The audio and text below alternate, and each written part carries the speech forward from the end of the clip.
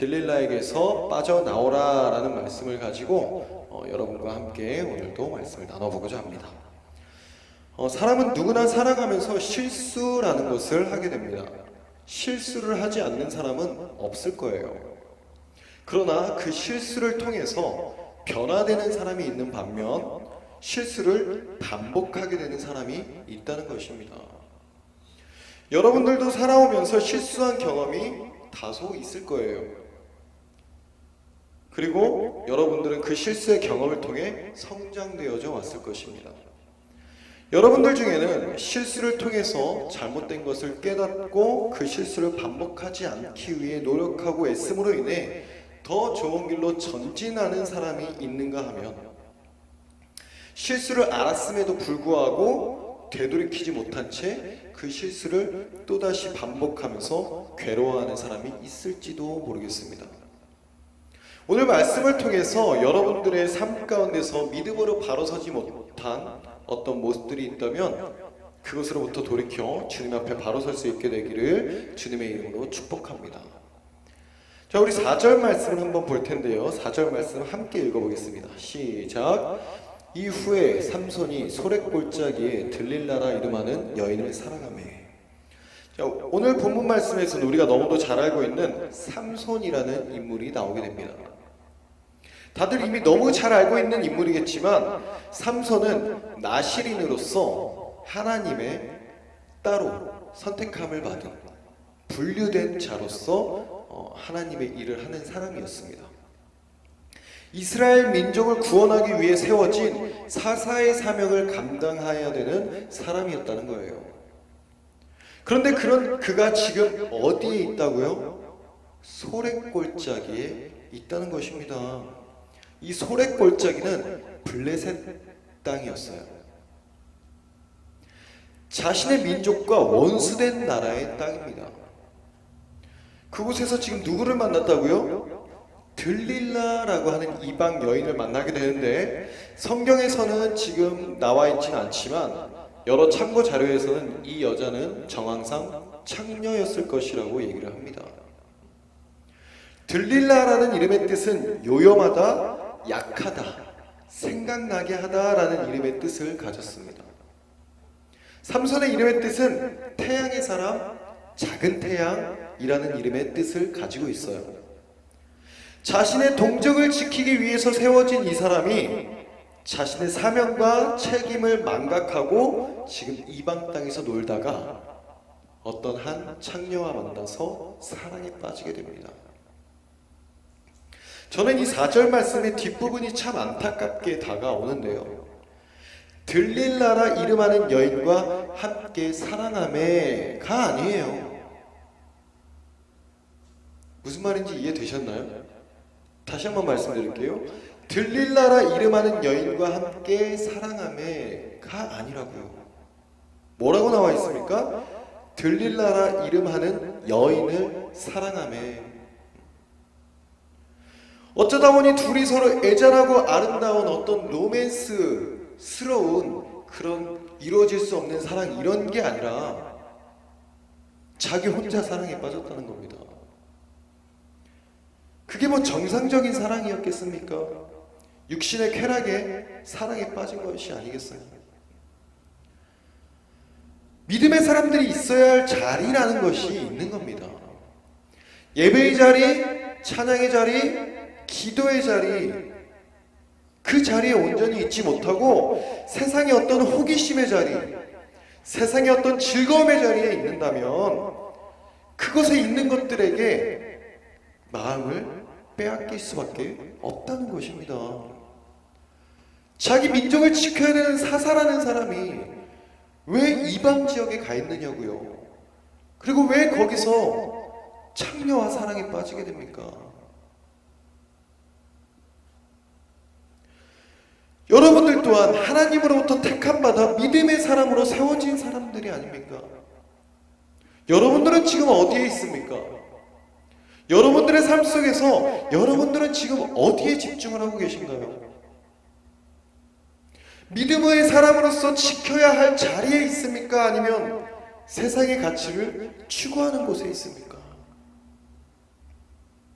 하나님의 맡겨주신 사명자로서의 삶을 살아가고 계십니까? 아니면 세상의 즐거움을 살아가고 계십니까?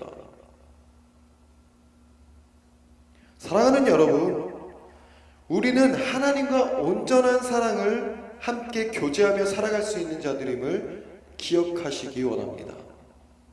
우리는 세상과 온전한 사랑으로 교제할 수 있는 사람들이 아니에요. 여러분들이 세상을 사랑할 수는 있지만 세상은 여러분들을 사랑하지 않습니다. 그것은 눈속임이요 거짓임을 기억하십시오. 우리는 하나님께 속한 자들이기 때문에 온전한 사랑의 교제를 나눌 수 있는 분은 오직 하나님 한 분뿐이심을 기억하는 여러분들이 되시기를 소망합니다. 내가 있어야 할 자리에 있지 않았을 때 사탄은 절대 그것을 놓치지 않는 거예요. 여러분들이 있어야 할 자리에 있기를 주님의 이름으로 축복합니다. 자, 5절 말씀을 보겠습니다. 5절 말씀 함께 읽어볼까요? 시작. 블레셋 사람의 방백들이 그 여인에게로 올라가서 그에게 이르되 삼손을 깨어서 무엇으로 말미암아 그 큰 힘이 생기는지 그리고 우리가 어떻게 하면 능히 그를 결박하여 굴복하게 할 수 있을는지 알아보라. 그리하면 우리가 각각 은 1,100개씩을 내게 주리라 하니. 어떻게 그렇게 알았는지 블레셋 사람들이 지금 들릴라를 꼬셔내는 거죠. 무엇으로 꼬십니까? 삼손의 약점을 알아내면 은 1,100개씩을 주겠다는 겁니다. 지금의 시세로 계산하면 약 4억 정도 되는 돈이라고 해요. 근데 이 당시로 따진다면 훨씬 더 큰 금액이 되겠죠. 완전 꿀 아닙니까? 그 약점만 알아내서 알려주면 4억을 준대요. 여러분들한테 알아내려고 하시겠어요? 안 하시겠어요? 눈에 불을 켜고 알아내려고 해야 되겠죠. 여러분, 이것이 바로 믿음의 사람들을 향한 세상의 스탠스라는 것입니다. 어떻게 하면 능히 여러분들을 굴복하게 할 수 있을지 호시탐탐 노리는 것이 이 사탄이 지배하고 있는 세상이라고요. 우리는 하루에도 수십 번씩 수백 번씩 영적 싸움을 하는 존재들입니다. 계속해서 머릿속으로 인식하고 있지 않는다면 언제든지 쓰러지고 넘어질 수 있는 사람들이 바로 우리들이라는 거예요. 그렇기 때문에 우리 주님께서 늘 깨어있으라, 근신하여 깨어있으라 라고 어미의 말씀으로 경고하신 것이 아니겠습니까? 이후에 우리가 아는 것처럼 읽은 것처럼 6절부터 쭉 내용이 반복됩니다. 어떤 내용입니까? 이 엄청난 거액의 거래를 제한받은 들릴라는 삼손으로부터 약점을 알아내기 위해 삼손을 들들 볶기 시작하죠. 우리 6절 말씀을 한번 볼까요? 제가 읽겠습니다. 들릴라가 삼손에게 말하되 청하건대 당신의 큰 힘이 무엇으로 말미암아 생기며 어떻게 하면 능히 당신을 결박하여 굴복하게 할 수 있을는지 내게 말하라 하니. 질문 자체부터 지금 얼마나 이상합니까? 어떻게 하면 능히 당신을 결박하여 굴복하게 할 수 있겠느냐는 질문이 제대로 된 질문이에요. 이게 사랑하는 사람의 질문이 맞아요? 우리는 그냥 딱 봐도 벌써 질문 자체가 의심스럽잖아요. 사랑하는데 야 어떻게 하면 너를 망칠 수 있어? 어떻게 하면 너를 최악의 상황으로 만들 수 있어? 이게 사랑하는 사람의 질문이겠냐고요. 그런데 삼손은 왜 그것을 느끼지 못하냐는 말입니다. 말씀을 보면서 제가 삼손이 얼마나 불쌍한 사람인지 제가 더 안타깝더라고요. 삼손은 왜 그것을 의심하지 못했겠습니까? 육신의 쾌락으로 인한 것이든 뭐가 됐든 삼손은 어쨌든 지금 이 여인을 정말 사랑했다는 거예요. 그래서 더 안타깝다는 겁니다. 차라리 이 삼손도 그냥 뭐 잠깐 즐기고 말 어떤 그런 마음이었다면 좀 덜 억울하기라도 했지 않겠어요? 근데 삼손은 진심이었던 것 같습니다. 여러분 같으면 어떻겠어요? 그런 질문 하는 어떤 상대방이 있다면 이거 완전 미친 애구나 이러고서 도망치면 되잖아요. 안 만나면 되잖아요. 근데 너무 좋아하면 눈이 멀어버리는 것입니다. 들릴라는 어땠습니까? 자신의 이익을 위해서 삼손을 이용하기만 했다는 것입니다. 은 1100개씩을 얻어내기 위해 자신을 사랑하는 삼손을 철저하게 그리고 교묘하게 이용해먹었다는 거죠. 사랑하는 여러분, 다시 한번 말씀드립니다. 바로 이러한 모습이 여러분들을 향한 세상의 스탠스임을 기억하십시오. 여러분들을 향한 자세라고요. 어떻게 하면 저거 넘어뜨릴 수 있을까? 어떻게 하면 저거 망하게 할 수 있을까? 세상의 즐거움은 여러분들을 죄악 가운데로 빠지게 하고 그 죄악 속에서 여러분들을 굴복하게 만들기 위해 안간 힘을 쓴다는 사실을 반드시 기억하십시오. 그런데 보세요. 삼손도 아주 긴장을 놓은 것은 아니었던 것이 들릴라의 그 이상한 질문에 바로 있는 그대로 정답을 대답하지는 않았어요. 또 자, 7절을 보겠습니다. 7절 함께 읽어보겠습니다. 시작. 삼손이 그에게 이르되 만일 마르지 아니한 새 활줄 7으로 나를 결박하면 내가 약해져서 다른 사람과 같으리라. 자, 우리는 이미 결론을 다 알고 있기 때문에 삼손의 약점이 무엇인지를 알고 있습니다. 그것은 바로 머리를 깎으면 안 된다는 것이죠. 물론 이것에도 여러 가지 의미가 있기 때문에 뒤에서 다시 한번 다루겠지만 우선 그는 머리의 상도 즉 나시린으로서 머리를 자르면 안 되는 사람이었습니다. 그래서 머리를 자르게 되면 그 힘이 빠져나갈 것을 어느 정도 인지는 하고 있었던 것 같아요. 그런데 그것을 있는 그대로 얘기하지는 않았어요. 그럼 여기서 우리가 유추해 볼 수 있는 것이 무엇입니까? 삼손도 이상하다는 것을 좀 느꼈다는 거예요. 얘기하면 안 되는 것을 알고 있었다는 것입니다. 얘기하면 안 되는 것을 묻고 있다는 것을 인지했다는 거예요. 그렇다면, 그것을 알았다면 뭔가 의심하고 위험하다는 것을 느끼고 그 자리로부터, 그 여자로부터 멀어져야 하는 건 아니겠습니까? 도망쳐야 되잖아요. 더 이상 같이 있다가 뭔가 좀 위험해지겠는데 뜯겨야 되는 것 아니냐고요. 그런데 오히려 거짓말로 돌려 말하고 있습니다. 그 이후에 어떻게 돼요? 우리 8절과 9절을 보겠습니다.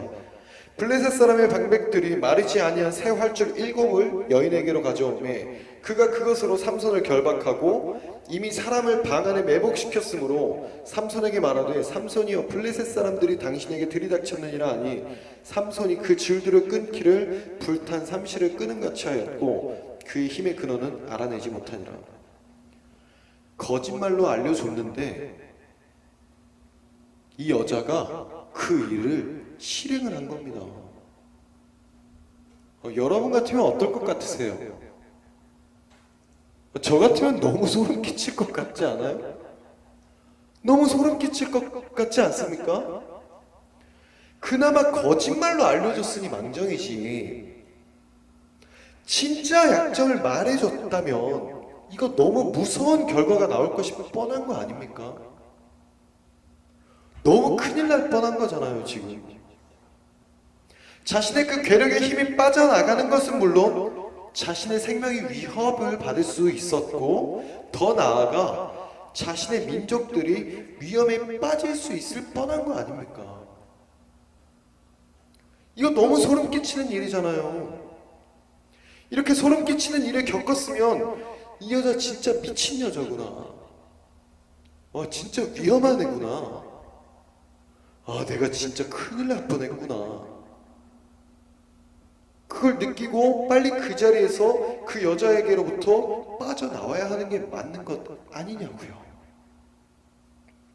그런데 더 소름 끼치는 일이 벌어집니다. 10절을 보겠습니다. 함께 읽어볼까요? 시작. 들릴라가 삼손에게 이르되 보라 당신이 나를 희롱하여 내게 거짓말을 하였도다.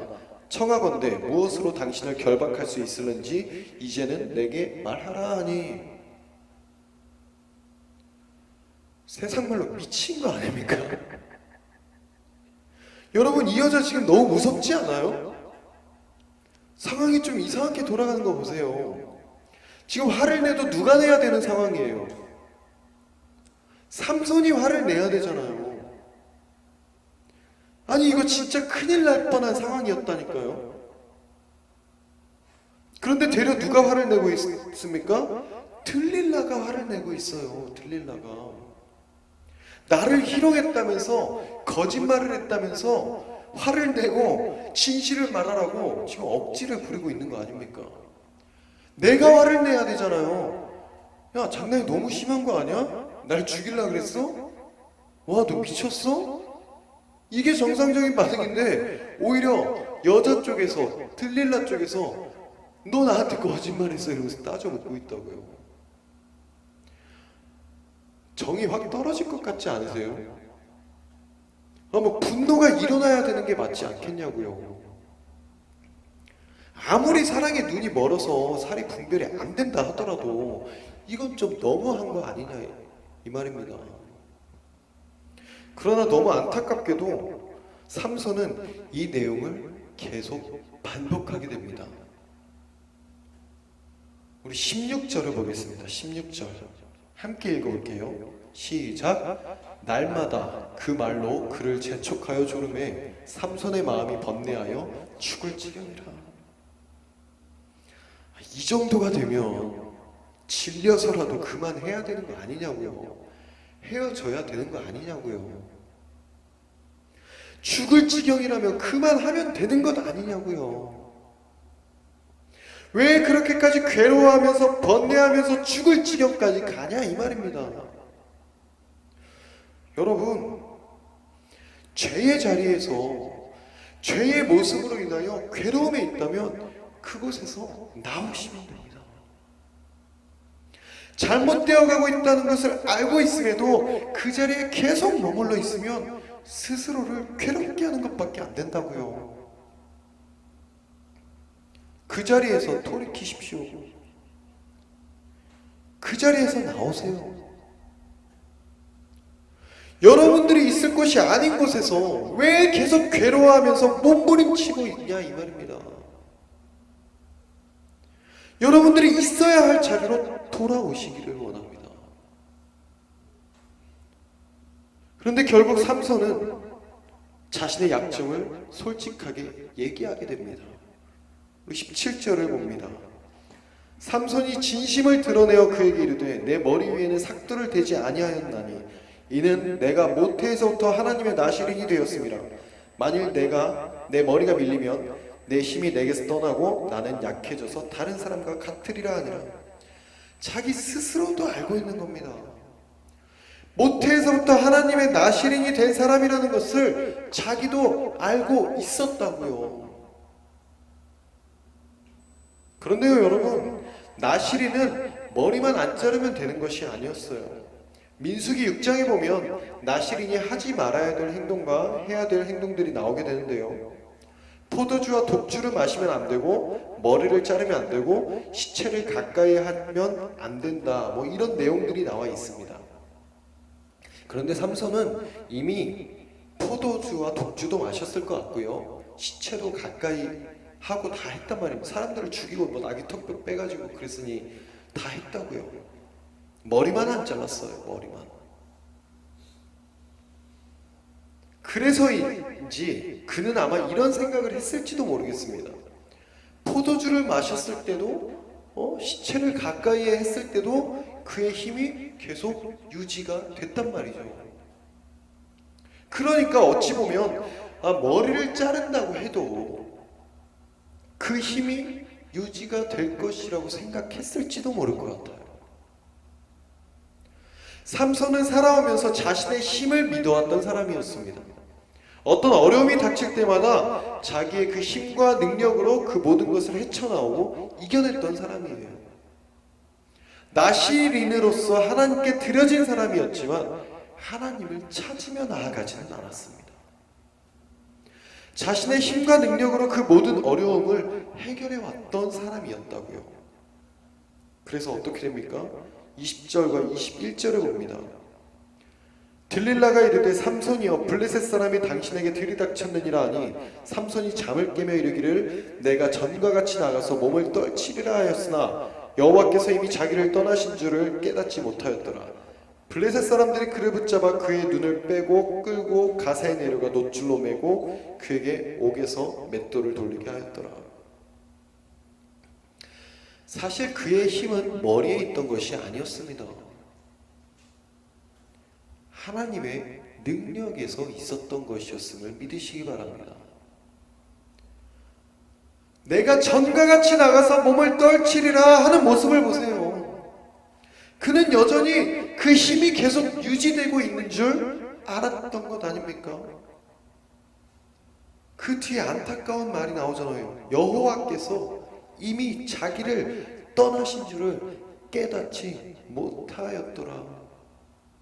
얼마나 안타까운 말씀입니까? 그 자신감과 교만함은 결국 그를 비참한 최후를 맞이하게 만들었다는 것이에요. 머리가 잘려서 힘이 빠져나간 것이 아니라고요. 여러분들이 어떤 죄악 가운데 있을 때, 어떤 죄를 저질렀을 때 처음에는 좀 두려울지도 모릅니다. 내가 하나님의 사람으로서 이런 일을 하면 안 되는데 라는 생각이 들면서 좀 두려움에 빠질 수도 있어요.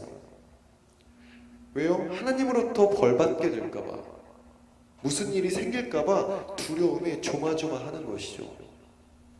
주일 예배 한 번도 안 빠지고 다니다가 한 번 딱 빠지게 되면 불안한 겁니다. 내가 주일을 못 지켰어. 괜히 뭐 안 좋은 일 생길 것 같고, 도둑질하면 안 되는데 도둑질을 했어요. 불안한 겁니다. 이러면 안 되는데. 청년이 돼서 술을 마시면서 술 마시면 안 되는데 하면서 마십니다. 그리고 불안해져요. 이거 술 마셔가지고 어떻게 되는 거 아닌가. 그런데 아무 일이 안 생겨요. 예배 몇 번 빠져도 별로 뭐 그렇게 상관이 없고요. 술 몇 번 마시고 놀아도 별로 상관이 없고요. 뭐 나쁜 짓 하고 다녀도 뭐 별로 그렇게 나쁜 일이 생기지 않습니다. 그리고 또다시 그 죄를 반복합니다. 왜요? 아무 일이 안 생기거든요. 예배 빠지고 친구들하고 놀러 갔는데 즐겁기만 하고요.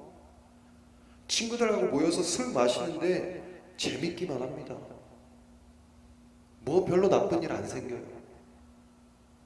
아니 어쩌면 오히려 그 죄로 인해서 더 좋은 결과를, 더 좋은 것들을 얻게 되기도 합니다. 회사를 다니면서 회식 자리에 참여하고 상관들이 주는 술을 받아 먹었다 보니까 승진도 더 빨리 해요. 상관들한테 더 잘 보이니까 연봉도 더 오릅니다. 승승장구해요. 학교 다니면서 안 좋은 친구들하고 어울리다 보니까 괴롭힘 당하지도 않고 학교에서 어깨 피고 다녀요. 자신 있게 뭘 해도 그 누구도 나를 못 건드려요. 승승장구합니다. 하나님으로부터 죄를 짓게 되면 뭔가 일이 더 안 풀리고 뭔가 안 좋은 일이 생기고 막 그럴 줄 알았는데 오히려 일이 더 잘 되고 내 능력이 더 올라가고 더 좋은 일들이 더 많이 생깁니다. 그런데 여러분, 그게 더 무서운 거라는 걸 아셔야 돼요. 차라리 뭔가 내가 잘못했을 때 바로 깨닫고 이러면 안 돼 하고 깨달으면 다행인데, 아무 일이 안 생긴다고 해서 그 죄가 계속 유지되고 즐거움이 계속된다고 해서 그것이 좋은 것이 아님을 깨달아 알으시기를 소망합니다. 그 교만이 계속되면 나중에 더 큰 어려움이 닥치게 되는 거예요. 부끄러운 얘기지만 제가 이거를 뼈저리게 깨달았습니다. 하나님께서 삼손을 지켜보시다가 저거 도저히 더 이상 안 되겠다. 싶으시니까 그 능력을 거두어 가시잖아요. 그 능력이 거두어지자마자 어떻게 됩니까? 아무것도 아닌 사람이 되잖아요. 그리고 그 아무것도 아닌 사람이 되니까 어떻게 됩니까? 눈알이 뽑히는 겁니다. 온몸이 속박이 되는 거예요. 뭘 해도 자유분방하게 했던 그 사람이 감옥에서 맷돌을 돌리는 사람이 되어버리는 겁니다.